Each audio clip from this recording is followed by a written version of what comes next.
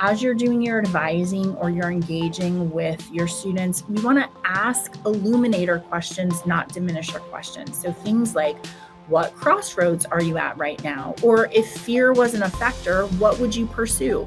Those are ways to hold space for our students to be able to tell the truth about themselves and to receive our deep seeing of them.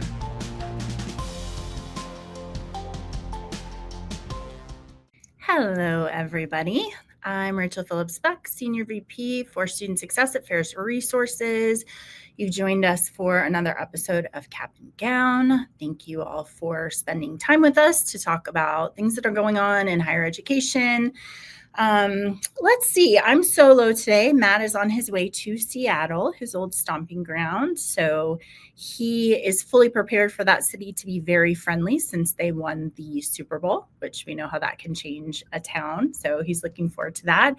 I'm fresh back from Orlando, went and did some retention work for ADHE. And then a couple of weeks before that, our team was in Dallas for the CCCU International Forum, which is always amazing. Not only nice to see our clients, but also to spend time with the team that I don't always get to be around. So that was very fun. Let's see, anything else that I want to tell you about? I don't think so.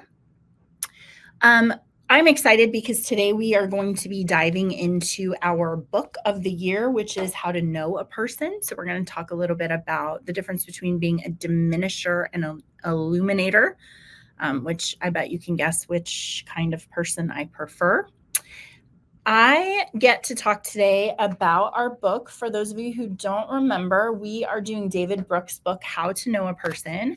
This has been a popular choice on our team, on the Ferris team.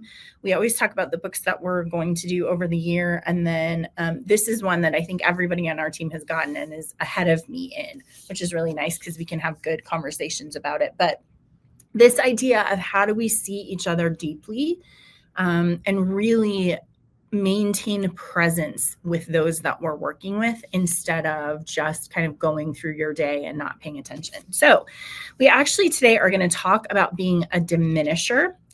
Z was saying beforehand, like, Rachel, this is depressing. Do you want to talk about it? And I was like, yeah, we're only going to talk about it this one time. Fortunately, the rest of the book is about being an illuminator and giving you very specific tips for how you can do that. But today I have to define diminishing for us.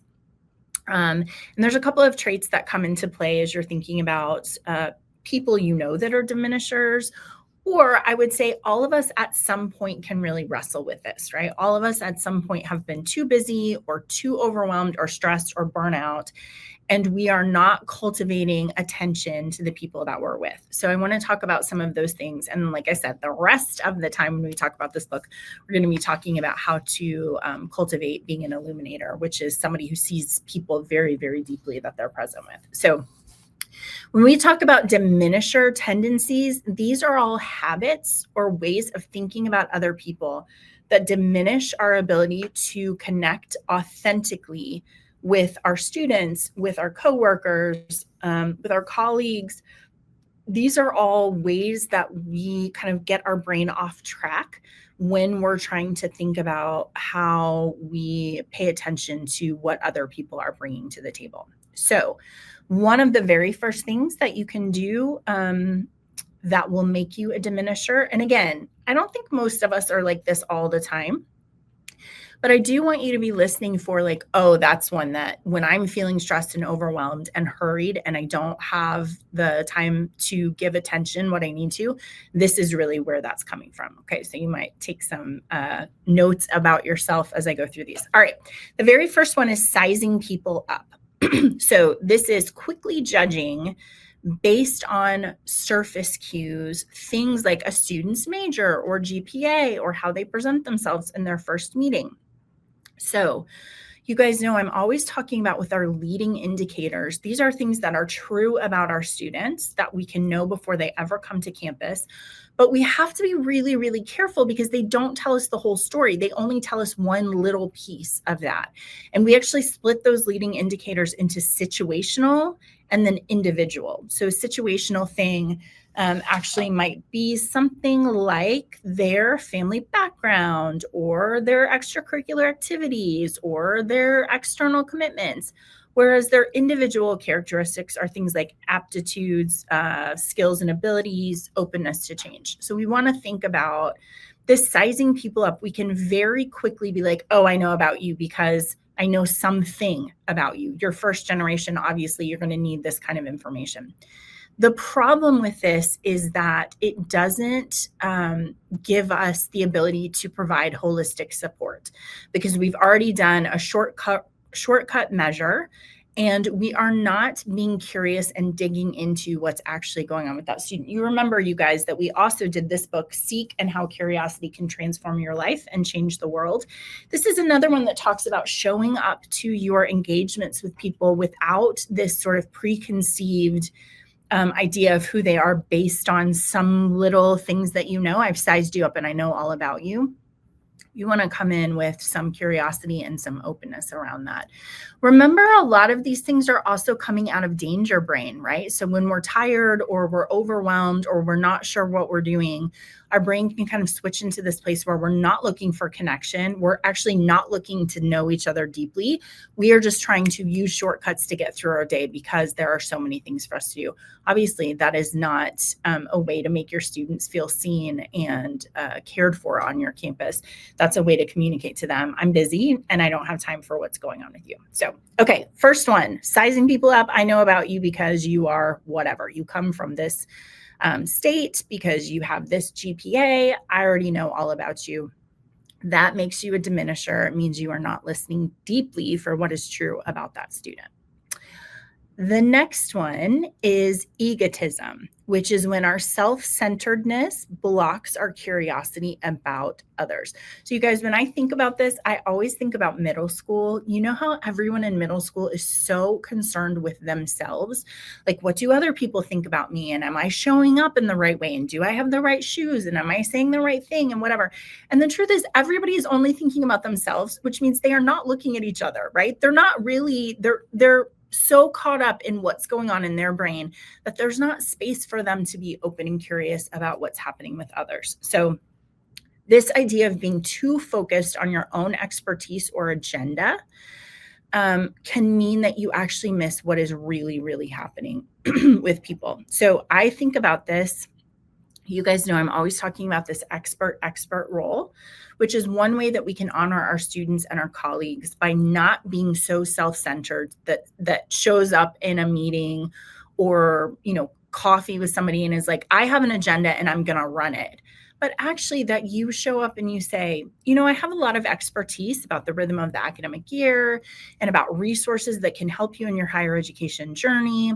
And also I have a lot of expertise because I'm a counselor in being mindful and choosing joy. And I've got a whole toolkit. But it's also very important to say to whoever you're talking to, you are an expert in you. I can't begin to know how you feel and what's going on in your head. And so as I show up with these resources, I also need to hear from you what your experience is, what you need, how this came about, the places where you're really struggling. And we're going to show up as two whole people and have that conversation instead of me saying like, here's what we're going to do. Just stick with me. And I promise we're going to do this. When you approach a student in that way, where you're like, I have an agenda and I have expertise, come with me, you make students feel like they're fitting into somebody else's story instead of them creating their pathway to development, right? So when we talk about listening to students and making sure that they're able to create this path forward in advising, we're not just telling you what to do. We're actually helping you develop into the kind of person who can create those plans for you as well. So I love that. Okay, sizing people up. First of all, next, egotism. The third one is anxiety. And this is, I actually really like this definition because I think beyond us being anxious, just in general, this is really talking about internal noise that comes from your own workload, compassion fatigue, fear of saying the wrong thing, fear that you don't have the expertise, and so you have to show up as an expert so that they will have confidence in you. All of that anxiety gets tangled up into the way that you talk about other people, the way that you see them.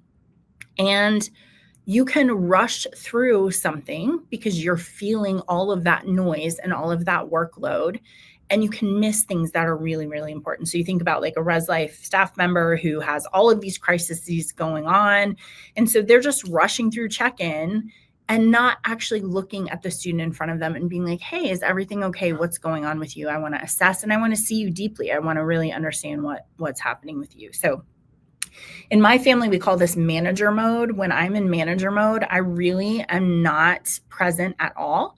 I have a bunch of things that are going on in my brain and I'm not very present. And I think I've told you guys before that this happened to me last time I moved, where I said to my daughter, like, hey, I am not going to be present, but I love you. So I need you occasionally to come over and just put your hand on me. And then I'll come to and I'll look at you and be like, oh, hi, how's it going today? Are you having a good day? Right? I want to see you deeply.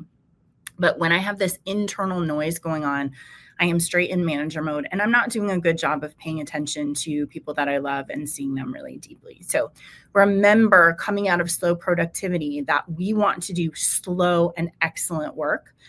And the way that we do that when we're engaging with our students is to not be so overwhelmed with the tasks that we miss seeing our student in front of us. I also think it's helpful to say here, I'm always asking our schools, how do you define the work that you're supposed to do? So you can think about something like advising, where you could define as very transactional. You're going to come, you're going to give me your code, I'm going to help you build your schedule, and you're going to go. And if we define it that way, then what your brain is doing while you're having that transactional engagement with the student is you're busy. You're trying to make sure that you do all the things right and that you've got the right schedule for them. And you for sure should be doing that. But if we define that job as, yes, I need you to have the right schedule, but this time that I'm spending with you is going to be transformational. I'm going to be very present with you. I'm going to make sure I see you and ask you questions about what's actually happening with you. That changes the way that you approach that. And so I am always asking our practitioners, help me understand. I want you to articulate what your job is. And if you articulate that it's just a transactional job, there may be some things that you're missing there where you would have the opportunity to see students more deeply. I think about a campus that Matt and I visited where there's a woman who works in the coffee shop, right? And her job, transactional, her job is to sell coffee, right? To ring up, to make the coffee, to take the money, to go on to the next one. Well, that's not how she would have defined her job, because I watched her, every student who came up to her, she saw them deeply. She was like, how was your test from yesterday? I know you were really anxious about it. How was your trip home? Did you see your parents? Are you recovering? I know you had the flu. You seem to be feeling so much better. She made that job transformational instead of defining it as transactional. And one of the ways she did that is she took all of the noise and just said, no, this is an opportunity for me in this little moment to do some mentoring and to make sure our students feel like they belong, like they're not lonely, and they have somebody who will celebrate with them. So I love that. Let's not let our anxiety get in the way, or huge workloads, or 50 hats that you're having to wear. Let's not have that get in the way of really seeing other people deeply. All right, the next one we call naive realism. So this is where you assume that you are right, that your view is right, that your perspective is right. And so everybody else should see it the same way. Like, yeah, well, I see things correctly. So objectively, you should see things the same way that I do, right? So this is really interesting to me because I think so often it comes out of a good place. I think about if you're an introvert and you're talking to an extrovert and they're like, hey, just get involved in all of the clubs like I did because it's going to help build leadership and it'll give you a community.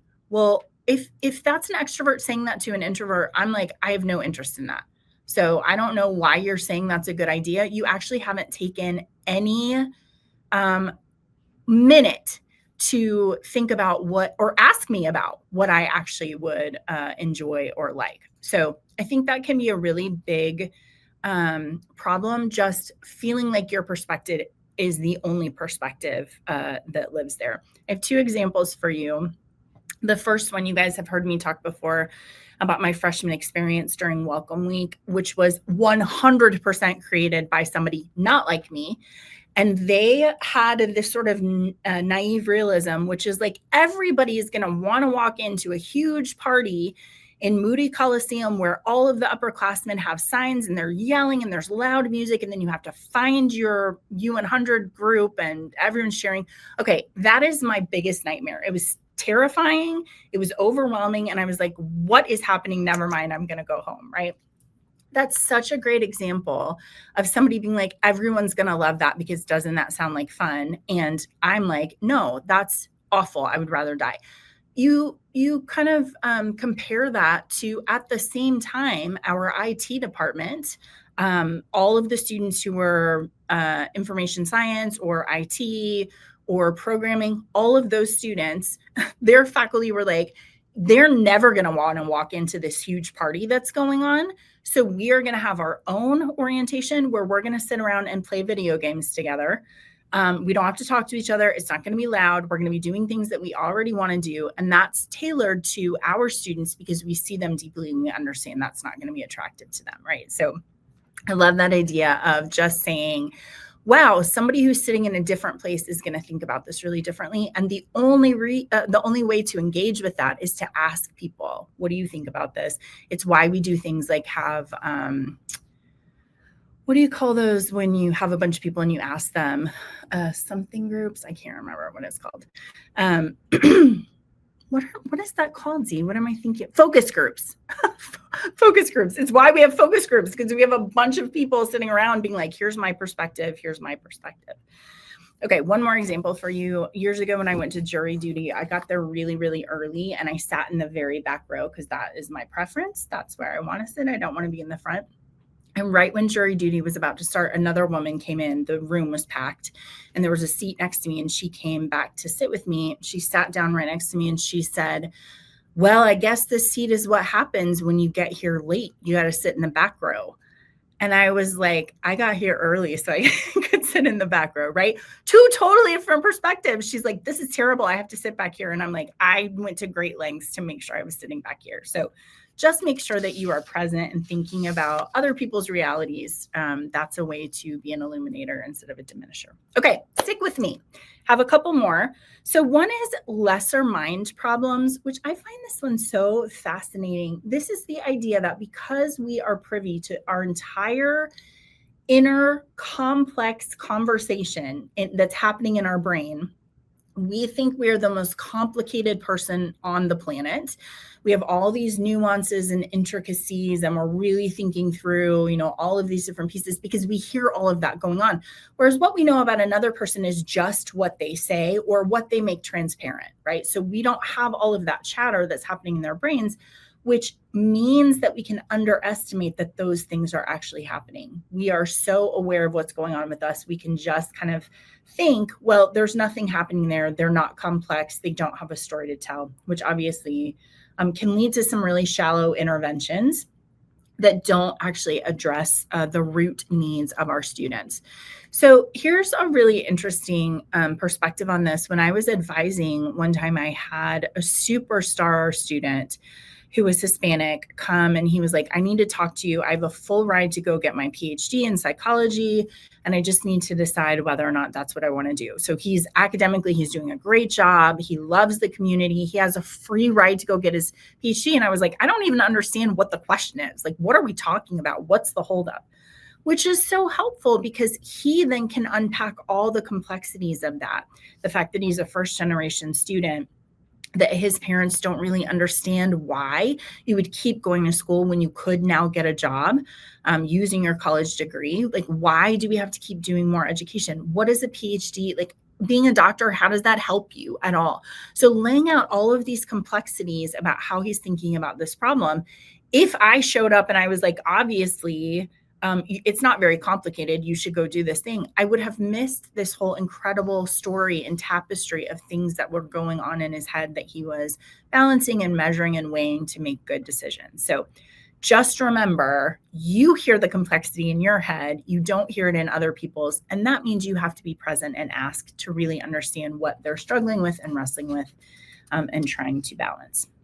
All right, also objectivism. So this is when we lean too heavily on data trends. Everybody knows this is just the case. Everybody knows that our students who are athletes are not doing a good job, right? Everybody knows that. Well, actually, we need to have individual conversations with our students to fully understand what's going on. You guys, I see this come to the surface. My example is always about academic recovery. So we have a student who didn't do well academically last semester. And on some campuses, it's like, well, when you come in on academic recovery, here's what you have to do. You have to take this class. You have to go to tutoring. You have to meet with your success coach. We have to do every 2 weeks, we're going to check your grades, whatever your process is, right?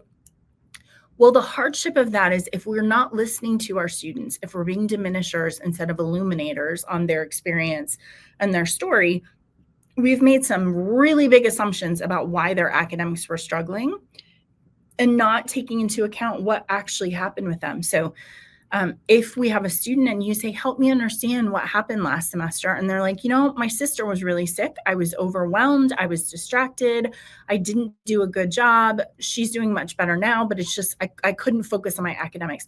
Awesome. Then we're not going to make you do a thing that doesn't relate to your actual experience. You don't have to go to tutoring. You don't have to take this class. Just why don't you meet with me once a week and we'll just make sure you're doing okay, right? So that idea of not leaning too heavily on the data, it does give us some information, but actually asking what is your unique experience that's going to help us with those really deep interventions that are going to address development issues or personal issues is incredibly important. Essentialism. This is where people say I'm going to stereotype groups with an essential nature. So everybody who is, like I said, an athlete prioritizes athletics over academics, or first generation students always need basic skills or basic help. These are things that everybody just knows, but so often if you take it back to the data and you say, where did you get that? Where did that come from? A lot of times it's just ad hoc, right? Just everybody knows that, anecdotal. So we want to think about what data are we looking at so that we can really understand our individuals' journeys and make sure that we're not sort of generalizing to all of our students when everybody's different and everybody is going to have a different experience. All right, the last one I have for you is the static mindset. You might recognize this as the opposite of growth mindset. Our friend Carol Dweck, who taught us all about growth mindset. Static mindset is viewing students as fixed rather than evolving.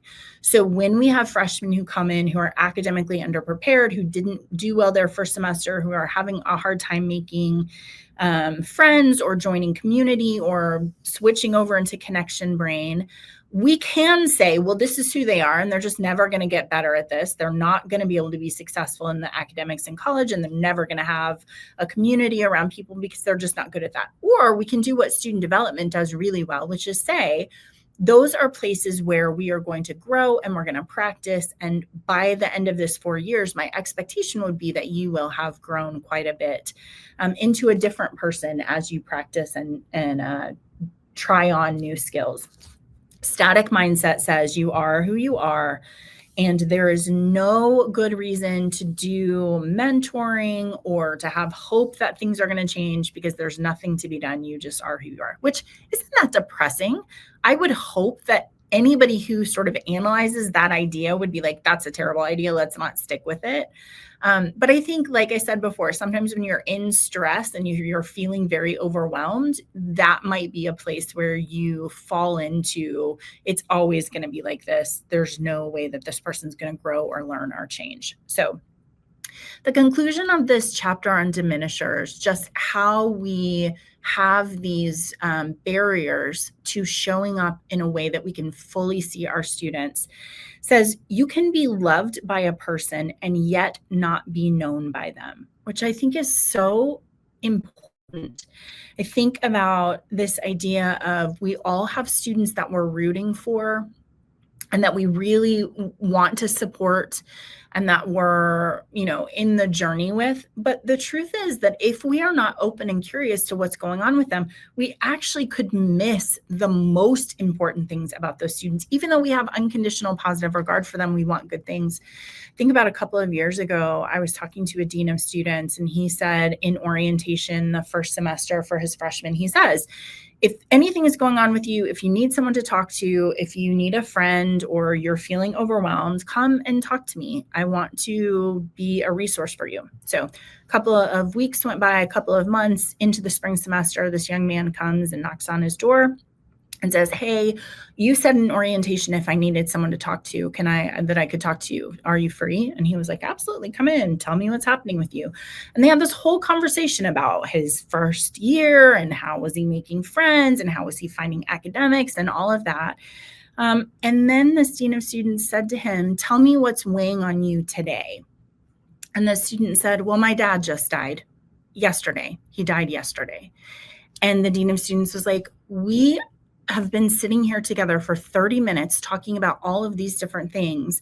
And are you telling me if I hadn't said to you what is weighing on you today, that you would have left and you wouldn't have told me that? And he's like, yeah, I didn't know how to bring it up. And so I probably would have left. I feel better after talking to you, but I probably wouldn't have told you. That is such an important moment, right? Because this dean of students really loved this student, spent 30 minutes going through all of this stuff with them. But if they hadn't taken a moment to say, help me understand what's weighing on you today, what's hard, what's been the hardest thing about this semester, the student would have a bunch of stuff going on that he never would have been able to engage with him, resource him, help him with that. So I love that example of we can really love our students, but that doesn't mean that we are immune from making mistakes about really being present with them. And usually that's going to come out of times when you feel overwhelmed, burnout, too much work to do. You can kind of pass them. I think a lot of times about parents with their kids. Their kids grow up and they're adults and they have whole lives, right? And yet sometimes I think my parents still think of me as somebody who likes to sleep until noon. And I'm like, well, I wake up at 6:30 every morning. So I've evolved a little bit.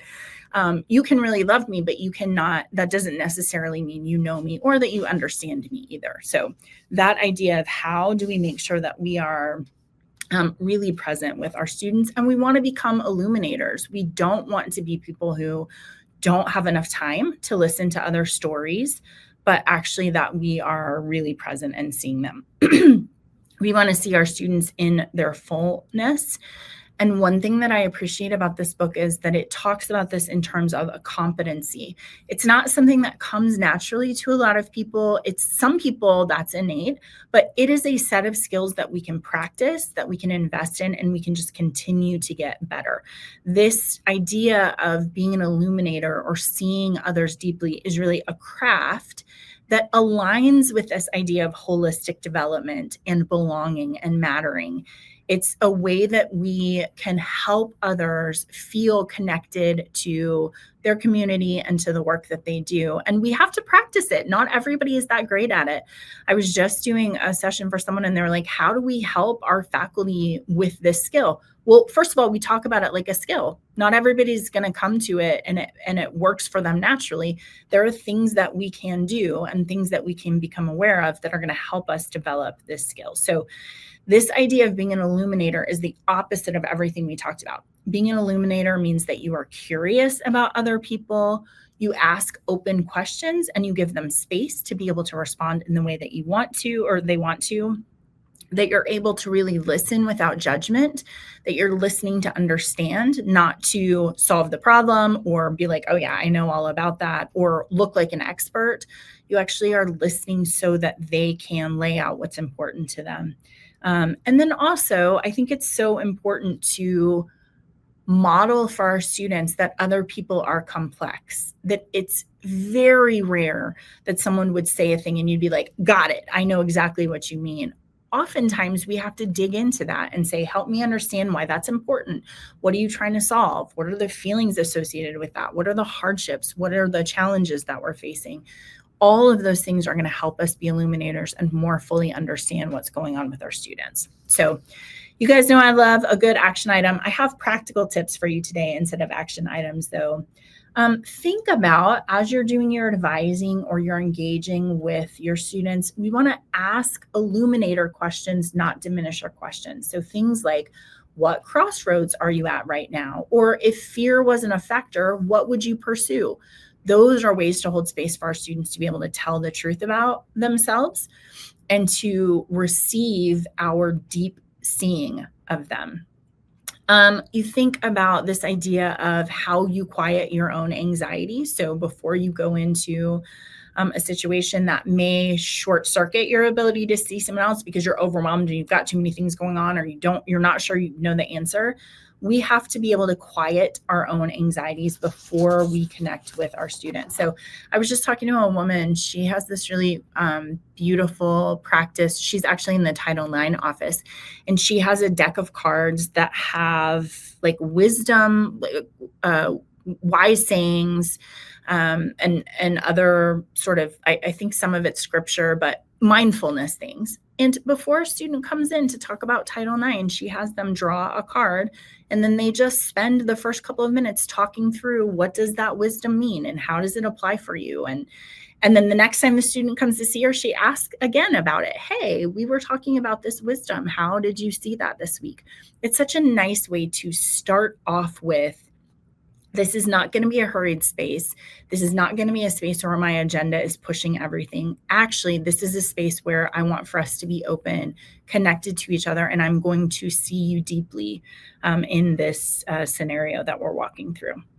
Okay, I said this in slow productivity. It's coming up again. I want you to think about things like your caseload, about how you're getting trained to be present with students, deep listening, cultures on a campus that value relational work over pure metrics.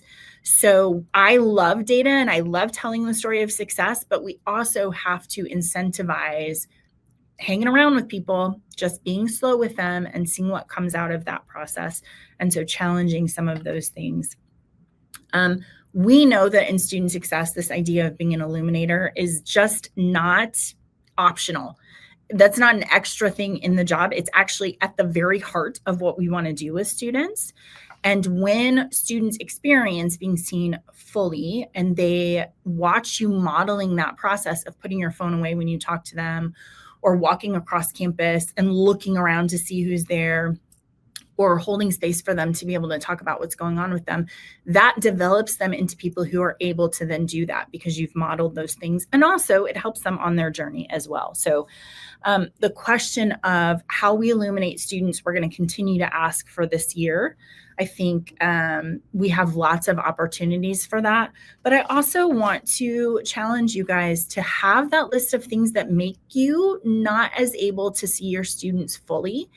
And just when you're feeling stressed, I've said to you before, the reason I quit my job at my university was because I felt like I was not being present with students. They were coming and talking to me and leaving, and the next one and the next one, the next one. And at the end of the day, I was like, I don't think I saw any of those students. I don't think their experience with me was that they felt like there was space or time for them to unpack what was going on with them.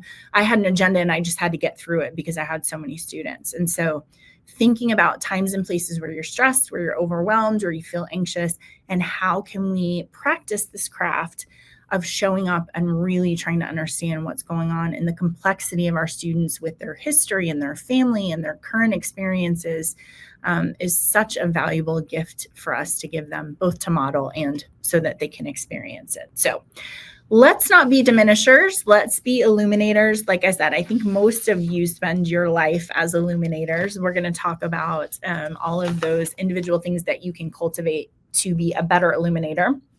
But let's not diminish each other. That's one of my least favorite things. All right, you guys, see what happens when it's just me. I don't have any conversation, so we go much shorter than we typically do when I have a guest. But we are going to be back next week. Dr. Sherry Woosley is going to join us. I'm not going to tell you yet what we're going to talk about, but she is always just such a good thinker. and always has such fun and interesting things that she brings us. So that will be really nice to have her next week. And then we'll be well into March the next time we see each other after next week. So thank you guys for joining me and have a great day.